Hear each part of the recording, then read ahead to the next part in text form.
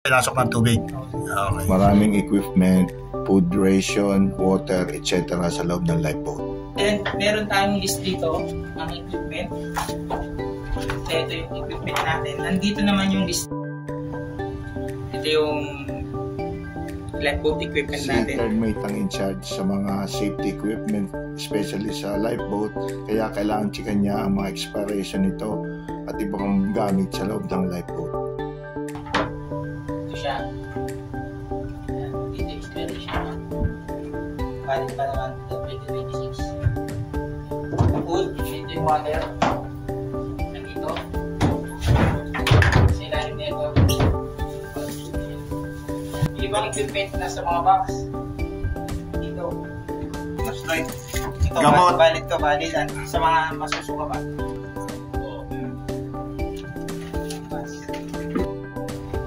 Ito yung pang-fishing.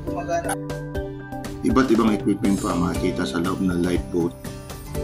Tulad ng sea anchor. Ito yung sea anchor. Purpose nito para hindi tayo madrag ng malayo. Ihagis mo to.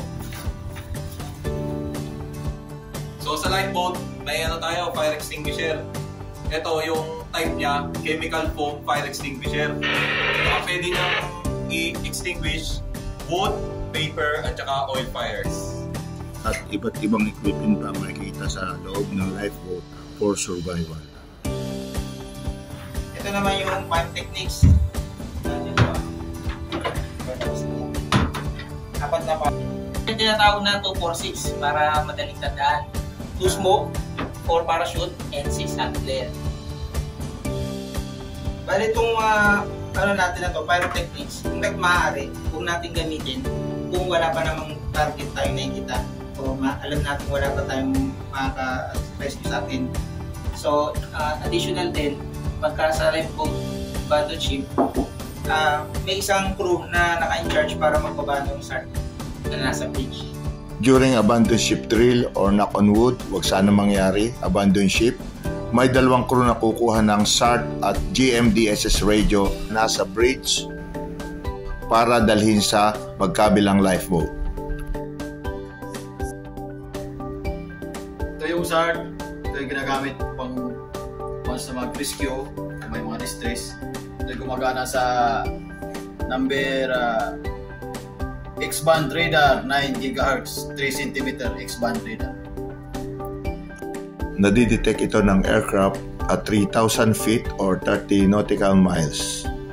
At kung sa ship's radar, about 8 nautical miles or 13 kilometers. Nagbibigay ito ng signal sa radar ng 12 dot pattern. Kada dot signal niya ay may distance na 0.64 nautical miles or 1,185 kilometers. Ito yung ginagamit, ito yung portable GMDC sa PHF. Ginagamit ito for distress operation or ship-to-ship communication. Ito ay may channel 16, pareho ng normal na VHF. At saka may mga selected na channel for personal communication or ship-to-ship channel 13 na communication. Ginagamit ito kung emergency lang at kaya nitong mag-transmit ng signal sa kalapit na barko about 6 nautical miles o higit pa depende sa weather at position ng barko.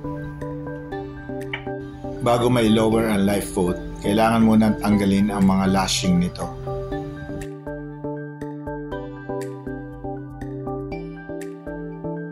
Ito yung hook, bago tanggalin ang pin. Tanggalin yung pin ng yan. Tapos yung hook.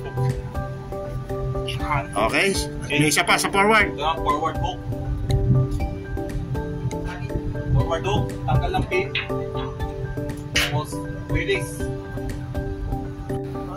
Pro at saka po pa, additional lashing sa lifeboat. So, kailangan dito i-release para maano yung lifeboat. Wala din sa automatic pressure sa lifeboat. Bali yung last na lashing na naka-carpet, itong dalawa, tsaka yan. Automatic na itong mag-release pag yung daybed naangat na dito sa poste na ito. Kaya automatic ito, bababa. Natapon niya lang yung wire. Okay. At meron ding painter na nakatali sa proa at pupa ng lifeboat bago ito ibaba. Bago i-release ang lifeboat, kailangan chicken at kung kailangan manually ikutin ng makineta para maiangat sa hook ng konti ang lifeboat. Papansin nyo, magkadikit yung dalawang flat bar sa taas. Kailangan nakaangat siya sa pinaka-rest ng debit ng lifeboat. Saka i-lower ang lifeboat. Ang pagkakaiba, mapapansin nyo, pag nakasecured, nakaawang yung dalawang flat bar sa taas. Pagkabit na niya sa poles, hindi na siya sa rest. Hindi na siya nakarest. Poles na yan ang may weight na yun. Bigat ng lifeboat ay nasa wire na o pinaka-falls nito. Ito yung last part, pag nag-release na lang ng lifeboat. Natanggalin mo yung pin itong nakahawak sa brake, balito yung brake mo. Habang nakababa siya naka-brake, so iangat mo to, i-release na yung brake, automatic by gravity, yung bigat ng lifeboat, automatic isiswing niya yung lifeboat ng dabit hanggang ilo-lower niya yung wire.